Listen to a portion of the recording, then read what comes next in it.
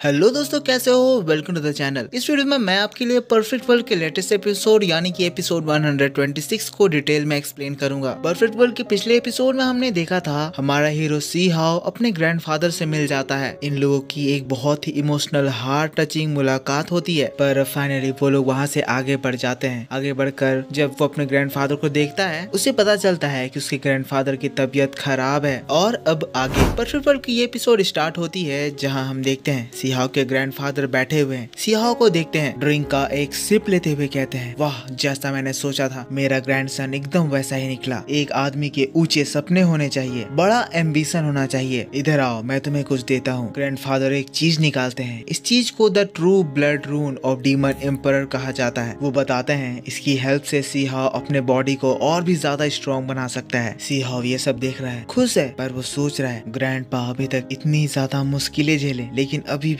जब वो मुझे मिले हैं सिर्फ और सिर्फ मेरे बारे में सोच रहे हैं। तो फिर सी हाओ भी एक ट्रेजर बुक निकाल लेता है। कहता है, ग्रैंडपा मेरे पास ये चीजें हैं, मैंने इसको एक ड्रैगन मैस्टिफ से हासिल करा है, पर मैं इसको समझ नहीं पा रहा हूँ। जरा आप इसको देखकर ट्राई कीजिए ना। उसके ग्रैंडफादर देखते हैं, कहते हैं, ये चीज, इसमें थंडर लो की मिस्ट्री लिखी हुई है। ये जरूर ही एक लेगेसी है जो कि ड्रैगन मैस्टिफ के द्वारा छोड़ दी गई है। इसको अकेले रिफाइन नहीं करा जा सकता है। चलो इसको साथ मिलकर रिफाइन करने की कोशिश करते हैं। जिसके बाद ये दोनों ही इस चीज को रिफाइन करने के लिए बैठ जाते हैं। जिसके बाद दोनों के ही झटके पड़ते हैं, पर ये लोग साथ में ट्रेनिंग करके बहुत ही ज्यादा खुश होते हैं। ग्रैंडफादर और ग्रैंडसन का एक मैजिकल पल चल रहा है। साथ ही साथ हम इन दोनों की एक पावरफुल कल्टीवेशन देखते हैं। और फिर दोस्तों हम लोगों को इस कल्टीवेशन का रिजल्ट दिखाई पड़ने लगता है। सी हाओ की एनर्जी जो इस कल्टीवेशन से रिस कर नीचे गिर रही है, जमीन में बहुत ही सुंदर प्यारे प्यारे फूल खिल उठते हैं। इससे हमें ये समझ में आता है कि सी हाओ को रीजनरेशन पावर मिल गया है और इस पावर का रियल नाम 4 law of heavenly dividing thunder है। तब सी हाओ हम लोगों को इस पावर का जलवा दिखाता है, जहां हम देखते हैं सी हाओ अपने रीजनरेशन के साथ साथ इसकी न्यू डिस्ट्रक्टिव पावर भी दिखाता है। सी हाओ लाइटनिंग एंड वाटर को दोनों को कंट्रोल करना सीख गया है। इसकी कल्टीवेशन पूरी हो गई है। सी हाओ खुद से नीचे उतर गया है, उसने न्यू पावर अचीव करी है। फिर अपने ग्रैंडफादर को देखता है जो कि अभी भी लगातार उस कल्टीवेशन में लगे हुए हैं। वो भी बहुत हैवी एनर्जी एब्जॉर्ब कर रहे हैं। और तब हम सी हाओ के ग्रैंडफादर को देखते हैं जिसकी इस कल्टीवेशन से 2 अलग अलग कलर्स के रिंग निकल आते हैं। सी हाओ देखकर बोल उठता है, ग्रैंडपा क्या ये भी द लॉ ऑफ थंडर की पावर है? ग्रैंडफादर बताते हैं, हाँ, मैंने इसके ऊपर बोन रुइन को कार्व कर दिया है जो कि मेरे डीमन गॉड हेरिटेज से पेयर बना ली। इससे 2 तरह के थंडर विंग्स का फॉर्मेशन हुआ, the darkness and the light thunder wings. पर अभी भी ये कंप्लीट नहीं है क्योंकि अभी तक ये अपने पीक पर नहीं पहुंची है। सी हाओ कहता है, ग्रैंडपा हाँ, मैं भी अपने इस न्यू पावर के बारे में यही सोच रहा हूँ। मुझे भी लग रहा है मुझे भी इस पावर को मास्टर करने के लिए एक स्टेप और आगे जाना होगा। लेकिन फिर कहता है, पर अभी के लिए हमें यहाँ से निकलना होगा ताकि हम उस आदमी से मिल सके। वो लोग वहाँ से आगे बढ़ रहे थे, लेकिन तभी वहाँ पे एक आवाज सुनाई देती है जो कि उन सभी लोगों को रुकने को कहती है जहाँ पे हो वही रुक जाओ, इनहेरिटेंस लैंड खुल गया है और सुप्रीम बीइंग युआन टियान की ट्रेजर ब्लड अपीयर हुई है। ये अनाउंसमेंट दोस्तों लोगों को रोकने के लिए था, पर ये चीज सुनकर सी हाओ और उसके फादर तुरंत ही उस जगह पर चल पड़ते हैं। फिर हम लोग लैंड ऑफ हेरिटेज को देखते हैं जहाँ पे सी हाओ और उसके फादर लैंड हो चुके हैं और उस जगह पे हम उस सुप्रीम ब्लड देखते हैं। ग्रैंडफादर सी हाओ को बता रहे हैं युआन टियान एक सुप्रीम बीइंग था जो कि पूल ऑफ इमोर्टल में से निर्वाणा को अचीव करते कहते रह गया था, पर जाते हुए वो अपना हाईएस्ट ट्रू ब्लड छोड़ के गया उस स्पेसिफिक पर्सन के लिए जो कि उसको एक्सेप्ट कर सकता था। लगता है ये सारे रूमर्स सही हैं, वो ब्लड हमारे आंखों के सामने है। सी हाओ उसको लेने के लिए जाने लगता है, तो फिर ग्रैंडफादर उसको रोक देते हैं। इसीलिए रोकते हैं क्योंकि ये अनाउंसमेंट को सुनकर बहुत और लोग भी आने वाले हैं। फिर ग्रैंडफादर सी हाओ को वो आइडल देते हैं जो कि वो अपर वर्ल्ड से हासिल कर रहे थे ताकि सी हाओ अपना रूप बदल सके। जिसके बाद सी हाओ अपना रूप बदलता है और दोस्तों जैसा कि अंदाजा लगाया गया था, एक स्ट्रॉन्ग पर्सन उस सुप्रीम ब्लड को हासिल करने के लिए पहुंच जाता है। अगले ही पल हम देखते हैं वो उसको हासिल करता है और फिर उसको एक बोन प्लेट मिलता है। वो उसको हासिल करने के बाद उस दरवाजे के पास जाता है, लेकिन एक पर्सन पीछे से आता है जिसको भी वहाँ पे वो बोन प्लेट मिलता है और फिर वो दोनों उस लैंड ऑफ हेरिटेज के एंट्रेंस में एंटर होने लगते हैं। लेकिन अगले ही पल हम एक धमाका देखते हैं जिसके बाद वो दोनों पर्सन उस पोर्टल से बाहर फेंक दिए जाते हैं। इस वक्त उन दोनों ही पर्सन की मौत हो चुकी है। अब इसके बाद हमें समझ में आता है कि ये दोनों बेवकूफ थे जो कि इस ट्रैप में फंस गए, क्योंकि यहाँ पे ऑलरेडी बहुत सारे लोग थे जो कि इस जगह उस बोन को हासिल करने के लिए इस चीज को पूरी तरह से एनालाइज कर रहे थे। ये जानकर ये समझ गए कि यहाँ पे एक ट्रैप लगा हुआ है और एंट्रेंस यहाँ से नहीं है, जिसके बाद वो लोग वहाँ से चले जाते हैं। पर उसी के बाद हमें एक मोटे से पर्सन को दिखाया जाता है जो कि उन डेड बॉडीज के पास आता है और उनमें से एक बोन प्लेट को उठा लेता है। लेकिन उसी वक्त हम सी हाउस के ग्रैंडफादर को देखते हैं जो कि वहाँ पे आ जाते हैं, जो कि उस मोटे से कहते हैं, क्या तुमने यहाँ पे ये ट्रैप लगा कर रखा था? वो पर्सन कहता है, मुझे नहीं पता तुम क्या बात कर रहे हो, लेकिन मुझे ये बोन प्लेट चाहिए थी। यहाँ पे मुझे दो मिल गई, अगर तुम चाहो तो एक रख सकते हो, मैं एक लेकर चलता हूँ। और फिर वो लड़का तुरंत ही वहाँ से भाग जाता है। सी हाउ कहता है, ये लड़का तो बहुत ही ज्यादा केयरफुल है, अपना काम बनते ही कोई भी स्नेक अटैक से बचने के लिए वो तुरंत यहाँ से चला गया। लेकिन सी हाउ को ये मौका नहीं मिलता है, क्योंकि फिर हम देखते हैं होली फेदर क्लैन का फर्स्ट जनरेशन का बंदा वहाँ पे आ जाता है, जो कि कहता है, तुम दोनों नेमलेस कल्टीवेटर्स, तुम्हारी हिम्मत कैसे हुई यहाँ एक ट्रैप सेट करने की? चुपचाप वो बोन प्लेट मेरे हवाले कर दो, वरना मैं तुम्हें यहीं पे मार डालूंगा। तो फिर सी हाउ के ग्रैंडफादर बोलते हैं, कहते हैं, तुम तो यहाँ पे हम लोगों से पहले आए हुए हो, तुम्हें तो पता होगा ट्रैप किसने सेट किया है। अब जब ये बोन प्लेट हमारे पास है तो तुम इसे हमसे छीनना चाहते हो? सी हाउ कहता है, भूल जाओ, ये बोन प्लेट तुम्हें हमसे बिल्कुल भी नहीं मिलेगा। पर ये बात सुनकर वो आदमी गुस्सा आ जाता है और अपना एक स्क्रॉल बाहर निकाल लेता है। हम देखते हैं उस स्क्रॉल में से मैजिक निकलती है, जो कि उन लोगों के ऊपर आग बरसाने लगती है। लेकिन सी हाउ को इससे बिल्कुल भी घबराहट नहीं होती। वो अपने ग्रैंडफादर से कहता है, इस आदमी को मेरे हवाले छोड़ दीजिए, आप बस अभी देखिए कि हम लोगों ने जो नया ट्रेनिंग किया है उससे मैं क्या सीखा हूँ। अब इसके बाद सी हाउ अपना वेसल ट्रेजर बाहर निकाल लेता है और फिर उस बंदे ने जो भी फायर अटैक करा था उसका वो ट्रेजर उन सारे अटैक्स को एब्सॉर्ब कर लेता है। फिर सी हाउ उसके पास जाता है, कहता है, जैसा कि तुमने हमारे ऊपर पहले हमला किया, अब मैं तुम्हें मारने में बिल्कुल भी होल्ड बैक नहीं करने वाला हूँ। सी हाउ अपना थंडर स्पेयर बाहर निकाल लेता है, लेकिन ये चीज को देखकर वो बंदा घबराता है, तुरंत ही वहाँ से भागने लगता है। सी हाउ कहता है, तुम्हें क्या लगता है तुम्हारे पास सिर्फ विंग्स हैं? सी हाउ भी अपना विंग निकालता है और फिर उस आदमी को मारने के लिए उसका पीछा करने लगता है। पर वो बंदा आगे जाकर रुकता है, सी हाउ के ऊपर हमला करता है, पर सी हाउ उसके अटैक को रोक देता है। सी हाउ के वेपन से उसका अटैक टकराते ही उसकी ये दो तलवारें उड़ जाती है। लेकिन इसकी ऐसी पावर है कि वो अपने स्वॉर्ड को दोबारा अपने पास बुला लेता है। दोबारा वो सी हाउ के ऊपर डेडली अटैक्स करने लगता है। लेकिन जब दोबारा वो सी हाउ के ऊपर और एक हमला करने आता है, सी हाउ अपना स्पीयर हटाता है और फिर अपना new for low of thunder वाला अटैक यूज करता है। अगले ही पल हम देखते हैं एक पानी का बैरियर उस बंदे को कैद कर लेता है और दूसरे पल फायर लोटस और उससे बनी ये स्पीयर सी हाउ के सारे पर उस बंदे को एक ही वार में खत्म कर देती है। जिसके बाद उस बंदे का भी तलिस्मान वापस से स्पॉन पॉइंट में रिटर्न हो जाता है और फिर उस जगह पर भी हमें उसी क्वीन क्लैन के मास्टर को दिखाया जाता है, जो कि इससे भी पूछता है, तुम्हें क्या हुआ? क्या तुम्हें भी वही डीमन किंग हरा दिया जो कि लाइट एट्रीब्यूट यूज करता था? वो आदमी कहता है, हाँ। और जब इसे पता चलता है कि इससे पहले वो 3 जीनियसेस को हरा चुका है, ये बात जानकर वो सभी लोग बहुत ही ज्यादा शॉक्ड हो जाते हैं। लेकिन फिर ये क्वीन क्लैन का मास्टर कहता है, कोई बात नहीं, वो बंदा जो भी है बहुत ज्यादा ताकतवर है। और उसी के बाद ये सुप्रीम ब्लड अपीयर हुआ, पर चिंता मत करो, अगर वो उस ब्लड को हासिल भी कर लिया तो भी वो यहाँ से जिंदा बचकर भाग नहीं पाएगा। सीन दोस्तों यहाँ से शिफ्ट हो जाता है। हम लोगों को सी हाउ और उसके ग्रैंडफादर को दिखाया जाता है, जिनके पास अब ये 2 बोन प्लेट्स आ गए हैं। वो लोग इस बात से बहुत खुश हो रहे हैं, लेकिन तभी उन्हें एक आवाज सुनाई देती है। आखिर एक चोर तो चोर ही होता है। जिसके बाद हम एक बहुत ही ज्यादा स्ट्रॉन्ग पर्सन को वहाँ पे अपीयर होते देखते हैं, जो कि वहाँ पे बाहर से इस जगह पे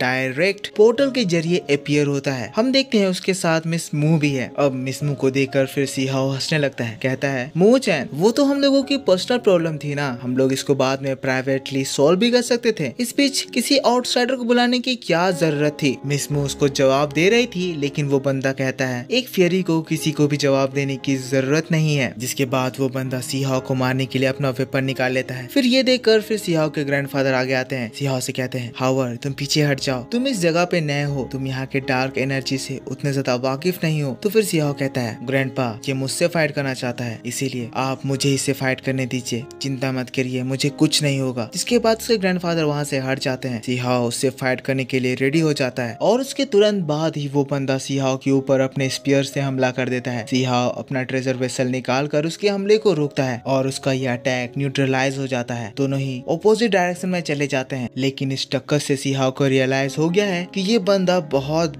ज्यादा स्ट्रॉन्ग है। वो अपने मन में भी सोच रहा है, शायद ये बंदा मेरी जिंदगी में मैं जितने भी ओपोनेंट से मिला हूँ उन सबसे ज्यादा ताकतवर है। ग्रैंडफादर में अभी भी डेथ एनर्जी है, मैं उनको इस फाइट में इंक्लूड नहीं करना चाहता, इसीलिए मुझे इसको अकेले निपटाना होगा। हम इसके बाहर देख देखते हैं जहाँ स्पॉन एरिया में सीहाओ के इस फाइट को सभी लोग देख रहे हैं। वो लोग जानते हैं ये बंदा बहुत ही ज्यादा ताकतवर है, पर सीहाओ इससे फाइट कर पा रहा है, इसीलिए ये लोग बहुत ही ज्यादा शॉक्ड हैं। और ये बंदा जिसका नाम दी चो है वो भी सीहाओ की पावर को देखकर शॉक्ड है, लेकिन अगले ही पल वो सीहाओ के ऊपर हमला करता है और हम लोग इसका भयानक हमला देखते हैं। पर दोस्तों हमारा सीहाओ भी इससे बहुत ही ज्यादा कूल तरीके से बचता है। ये देखकर वो बंदा कहता है, लड़के तुम बस मेरे अटैक को अवॉइड कर सकते हो, पर कितनी देर तुम अपनी जान मुझसे बचा पाओगे। और फिर दोस्तों दोनों के वेपन्स टकराने लगते हैं, बहुत ही भयंकर फाइट होने लगती है। सीहाओ के ग्रैंडफादर जो नीचे से ये देख रहे हैं वो ये धमाका देखकर घबरा रहे हैं, लेकिन दोस्तों सीहाओ एक्साइटेड है। वो अपने स्पीयर से फीनिक्स अटैक से हमला करता है। इन लोगों के बीच में भयंकर फाइट होने लगती है, जिससे कि ये जगह डिस्ट्रॉय होने लगता है। अब ये बंदा सीहाओ की भी इन टैक्टिक्स को देखकर समझ गया है कि सीहाओ बहुत ज्यादा पावरफुल है। कहता है, मैं तुमसे इम्प्रेस हुआ, तुम अपने वीकनेस और अपने पावर को बहुत ही अच्छी तरह से जानते हो। लेकिन तभी सीहाओ तुरंत ही उसके ऊपर हमला करता है और एक बार फिर से उन लोगों की भयानक बैटल स्टार्ट हो जाती है, जहाँ ये बंदा सीहाओ के ऊपर एक किलर हमला करता है, जिसका अब हम इफेक्ट देखते हैं, जहाँ सीहाओ के हाथ पूरे खून हो जाते हैं। और बस दोस्तों इसी फाइट के बीच में ही ये एपिसोड इसी जगह पर खत्म हो जाता है। आई होप आपको वीडियो पसंद आया होगा। पसंद आया है तो वीडियो को लाइक करना। इसका नेक्स्ट एपिसोड का ट्रेलर एक्सप्लेनेशन भी आएगा। अगर आप चाहते हैं कि वो आए तो वीडियो पे ज्यादा से ज्यादा लाइक करें। मैं आपसे मिलता हूँ नेक्स्ट वीडियो में। Take care, bye bye and thanks for watching.